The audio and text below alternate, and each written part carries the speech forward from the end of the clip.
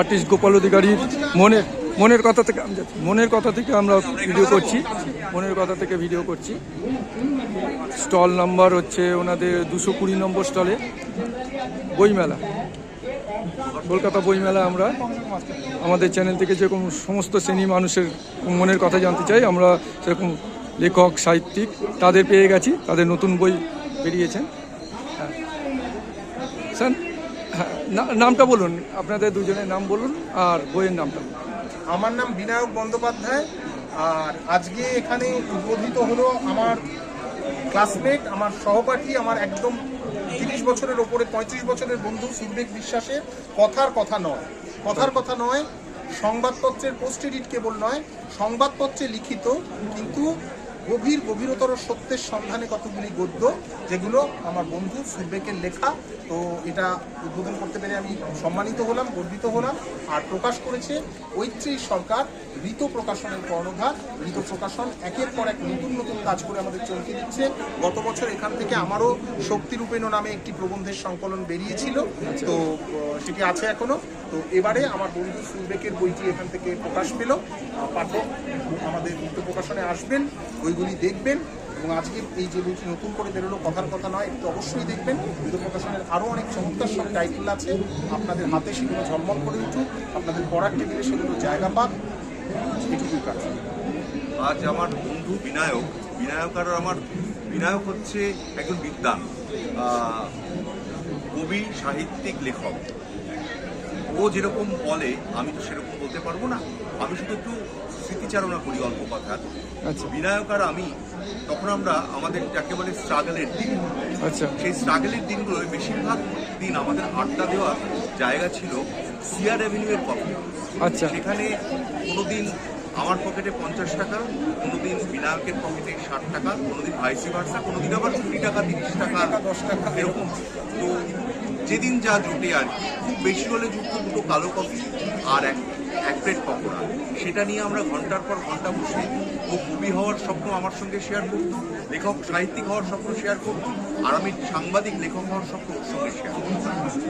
সেই বিনায়ক, আজকে বিনায়ক একজন সেলিব্রিটি, আর আমি তো সংবাদকর্মী হয়েই থাকলাম। সেই বিনায়ক আমার বই আজকে উদ্বোধন করতে এসেছে, উদ্বোধন করলো।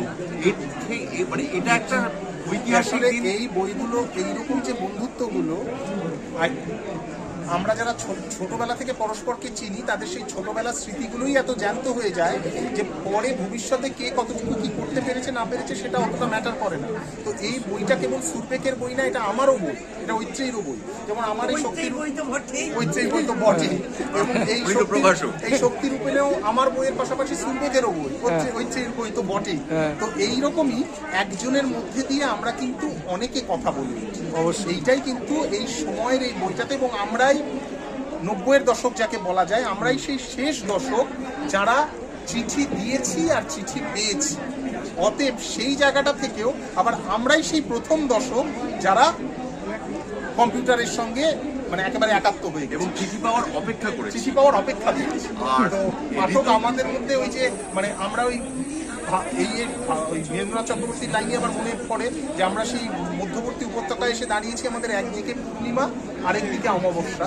তো আমরা দুটোই দেখেছি। তো পাঠক কিন্তু আমাদের সেই বইতে শুধু যান্ত্রিক পৃথিবীর কথা নয়, একটা যে হিউম্যান টাচ যাকে বলে, কারণ শেষ অবধি মেশিন যতই মানুষের কাজ করুক, মানুষ মেশিন হয়ে যেতে পারে। এটা আমাদের সুরবেকের লেখাতেও আপনারা পাবেন, একদম ঠিক, আমার লেখাতেও হয়তো পেতে পারেন। তো এটা একটু পাঠককে অনুরোধ করি যে আপনারা দেখুন। নানাবিধ এখন অনেক রকম বইয়ের থেকে বইয়ের মানে অনেক রকম ব্যাপার স্যাপার এসেছে, যে ব্ল্যাক ম্যাজিকের খুব ছড়াছড়ি আমরা শুনি, কিন্তু ব্ল্যাক ম্যাজিকের বাইরে জীবনের যে সাতরঙা ম্যাজিক, সেই সাতরঙা ম্যাজিকগুলো কিন্তু এইরকম বইতেই থাকে। আপনারা একটু দেখুন, এটুকুই তো আমাদের চাই। আর এখানে হচ্ছে বিনায়কের বক্তব্য, যেটা বিনায়কের সঙ্গে সমস্ত কিছুতে রাজনীতি যেভাবে বিনায়ক দেখে, আমি কিন্তু সেভাবে দেখি না। আবার আমি যেভাবে দেখি ও কিন্তু সেভাবে দেখে। তাতে কিন্তু বন্ধুত্বে কোনো মলিনতা পড়েনি, তাতে কিন্তু মত বিনিময়ের কোনো রকম কোনো সমস্যা হয়নি।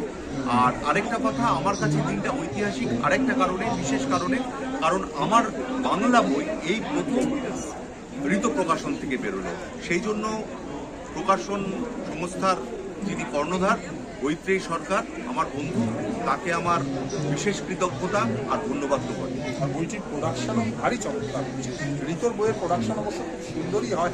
আমার এই সুযোগে আমার বইটাও একবার বইয়ের গেটআপও খুব সুন্দর, হ্যাঁ। কিন্তু ঋতুর প্রোডাকশন আপনারা দেখবেন, হ্যাঁ। অন্যান্য বইগুলোও দেখবেন। এখানে নৃসিংহপ্রসাদ ভাদুরীর বইও আছে, আবার একদম তরুণতম কবি সাহিত্যিক কালের বইও আছে। তো ঋতু প্রকাশনে আপনারা আসুন, একটু দাঁড়ান, বইগুলো হাতে নিয়ে দেখুন।